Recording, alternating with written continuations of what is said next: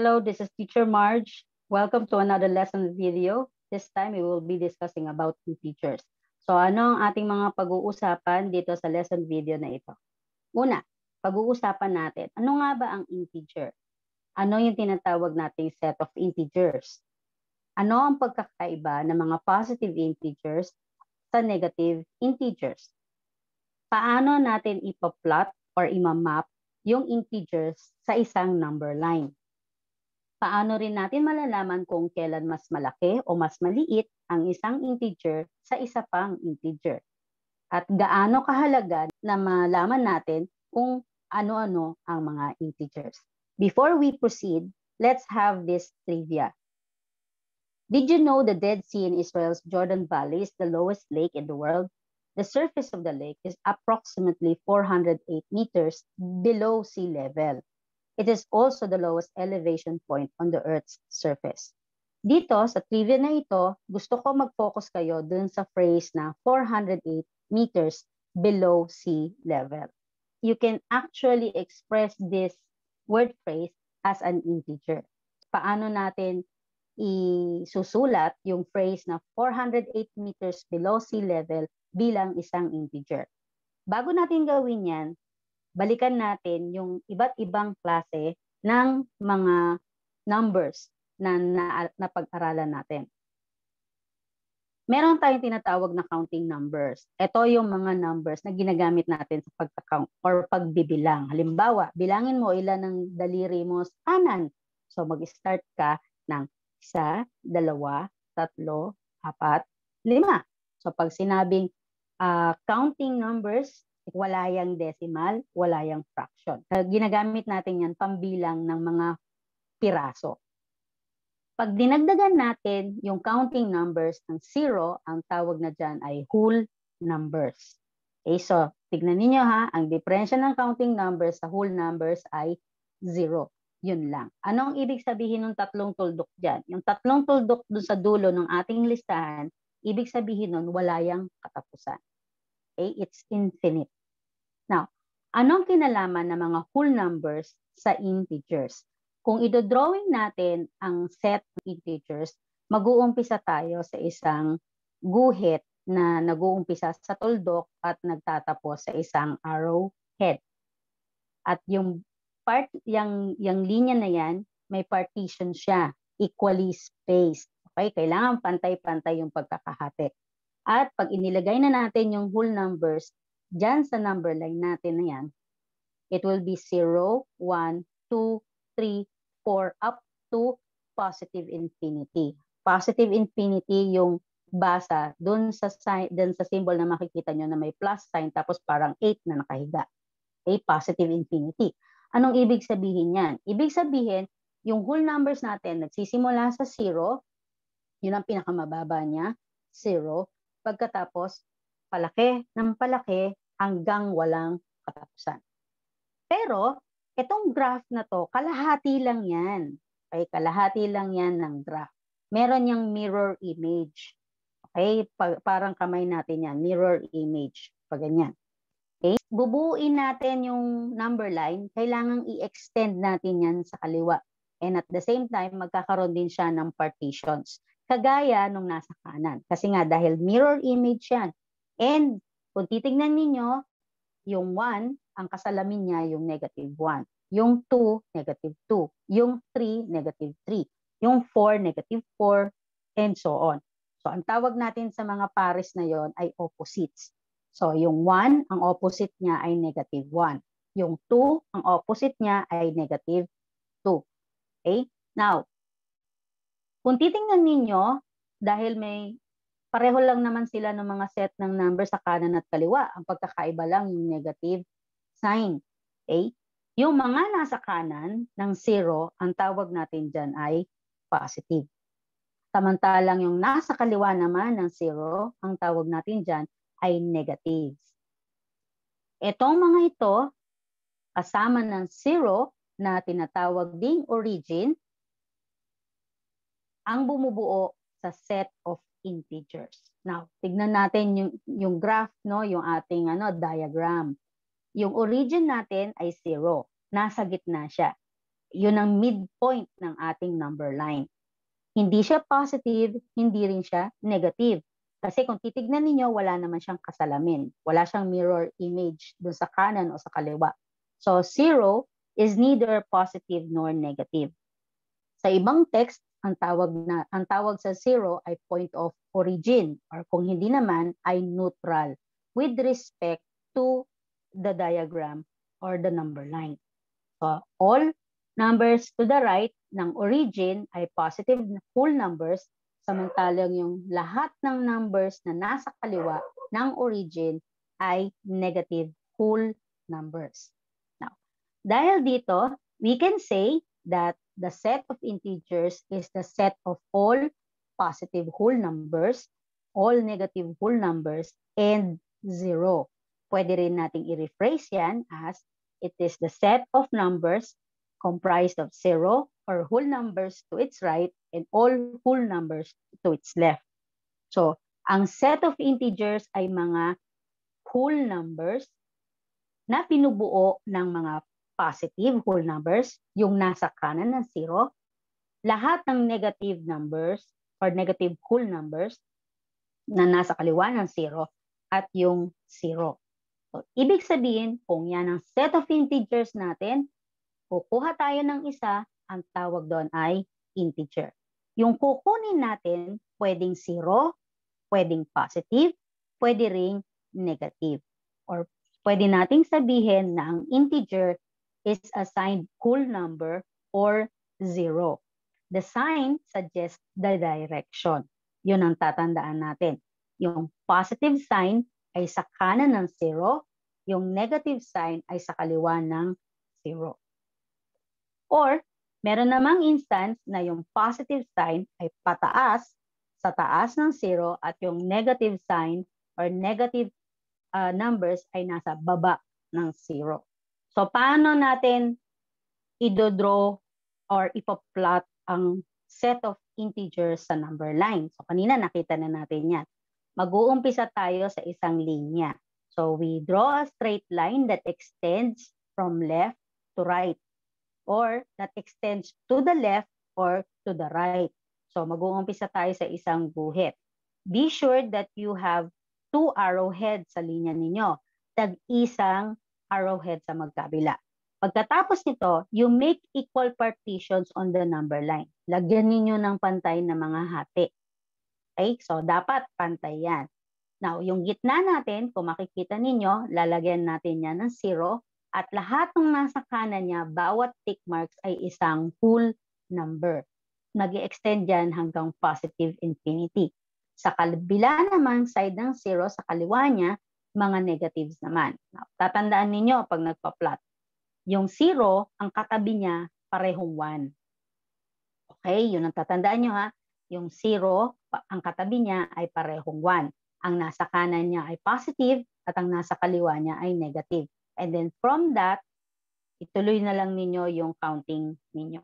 Okay? Isa pa, when you are plotting integers on the number line, pansinin ninyo, yung positive number, wala na tayong positive sign dyan. Okay? Kasi optional yon yung positive sign. Pero yung negative sign, hindi pwedeng mawala kapag ang integer ninyo ay negative number. Now, obserbahan natin ngayon yung arrangement ng mga numbers na ito. Kung titingnan natin, ang arrangement mula kaliwa pa kanan, ating integers ay mula sa pinakamaliit papunta sa pinakamalaki. So, pataas. From left to right, it's increasing. From right to left, it is decreasing. So, ibig sabihin, kung kukuha tayo ng isang number dyan, suppose, kunin natin yung 1. Okay, yung positive 1. Lahat ng number na nasa kaliwa niya, mas malaki siya doon. So, yung 1, mas malaki sa kahit na anong number na nasa kaliwa niya. So, if you're going to compare 1 and negative 5, alin ang mas malaki? Yung 1. Kasi yung 1 ang nasa kanan. Ganon din naman, yung 1, mas maliit naman siya kesa sa kahit na anong integer na nasa kanan niya. So, si 1, mas maliit siya compared sa positive 4, positive 5, positive 2. Kasi yung mga number na yon ay nasa kanyang kanan. Subukan nating mag-arrange ng integers in ascending order. Ano ang ibig sabihin ng ascending orders? Pag sinabing ascending order, you are going to arrange or make the list, yung listahan ng mga numbers ninyo, magsisimula kayo sa pinakamaliit hanggang pinakamalaki. So kung nasa number line yan, ang una ninyong ililista, yung nasa kaliwa, papuntang kanan. Kasi ascending order siya, pataas. So meron tayong 4 na sets na dapat ninyong i-arrange in ascending order.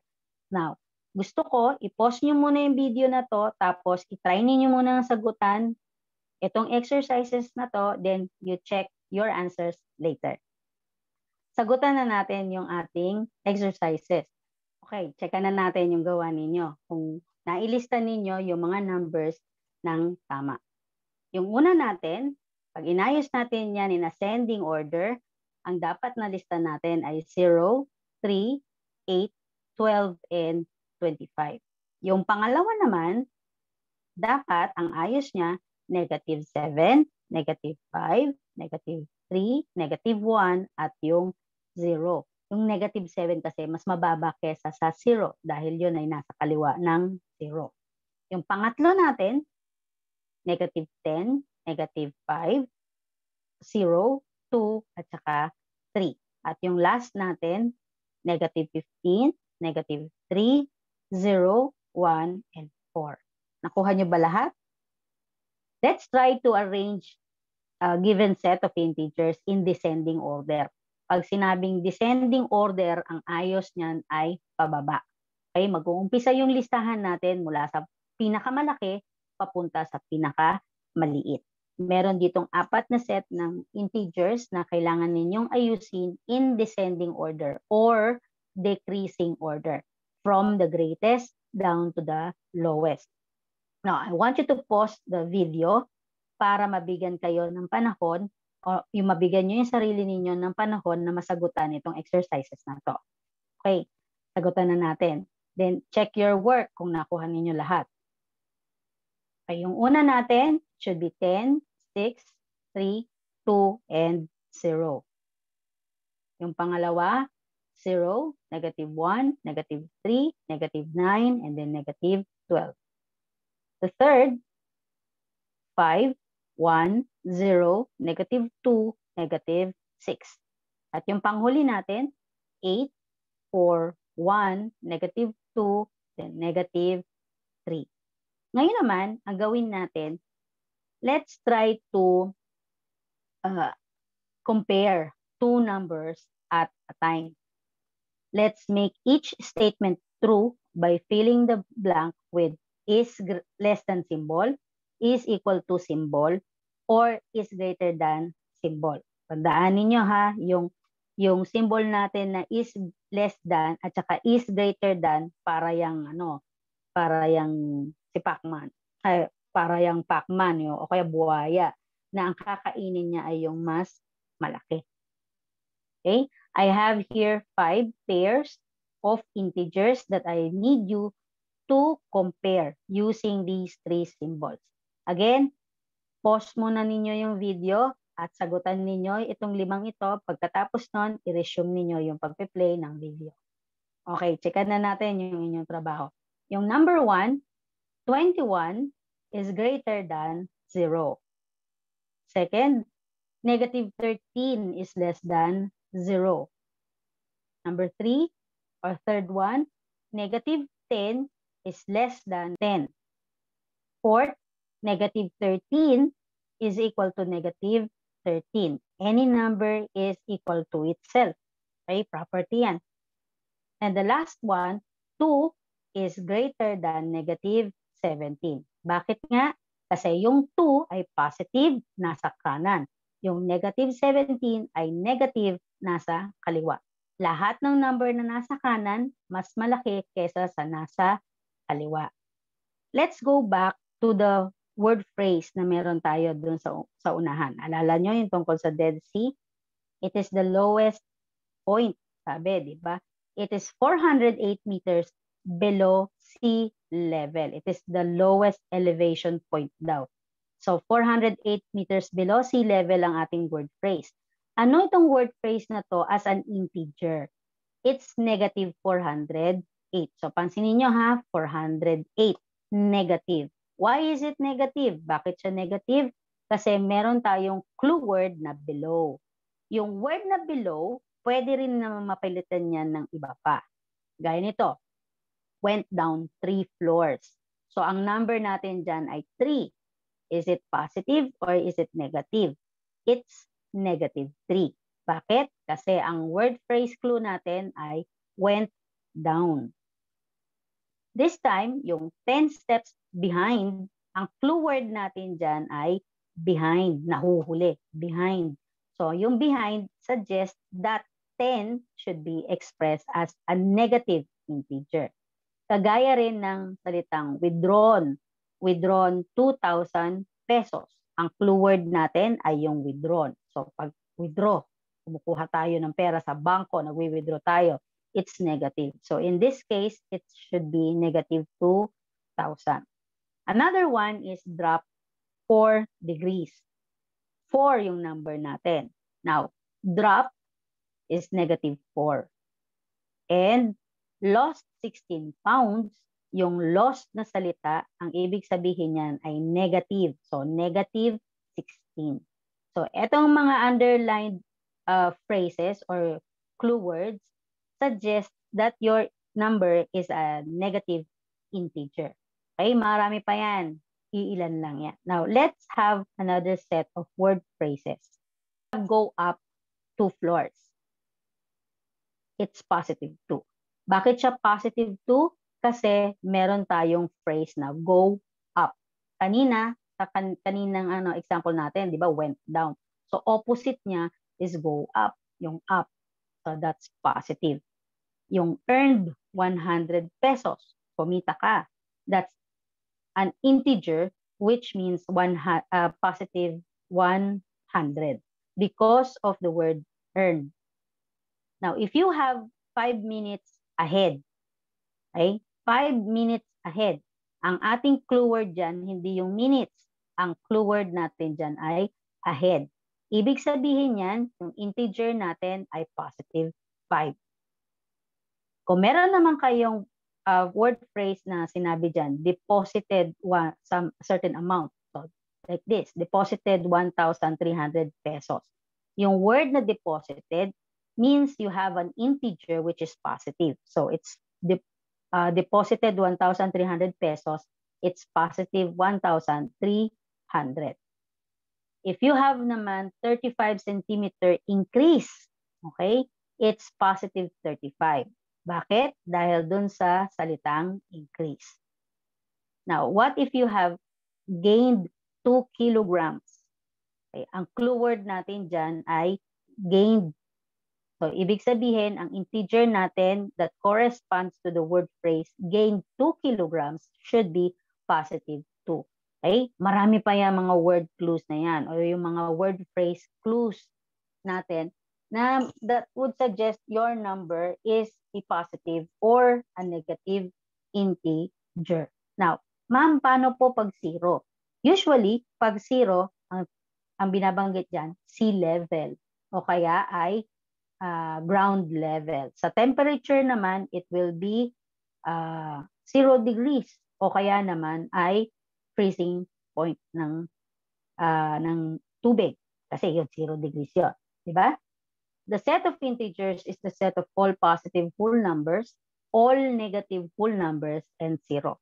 Lahat ng positive, lahat ng negative, at yung 0. Okay? Kasi yung 0 ay hindi positive, hindi negative. Kaya pag sinasabi natin yung set ng integers, 3 yung kailangan ninyong banggitin. Lahat ng positive integers or whole numbers, lahat ng negative whole numbers, at 0. An integer can be a 0, a positive whole number, or a negative whole number. Ang isang integer is always greater than any number to its left. Mas malaki siya kaysa dun sa mga numbers na nasa kaliwa niya, and is always less than any number to its right. At lagi siyang mas maliit kesa sa kahit na anong number na nasa kanan niya. Ganyan tayo mag-compare ng mga integers. Okay, saan galing yan? Doon yan galing doon sa diagram natin, sa number line natin, yung plot ng ating set of integers. Finally, bakit nga ba mahalaga itong na mapag-aralan natin yung tungkol sa integers? Kasi integers are used in geography. Okay, yung halimbawa sa mapa, malalaman yung elevation. Ang elevation, ibig sabihin positive. Yung depression is negative. Okay, yung taas ng bundok, positive. Yung lalim ng mga trenches or ng seafloor, okay, that's below sea level, geography yon. Okay, and they are expressed, the measurements are expressed as integers. Ginagamit din natin yung integers sa travel kasi may direction. Okay? So, if you're starting at a point, when you go north, that's positive. When you go south, that's negative. When you go to the right, that's positive. You go to the left, that's negative.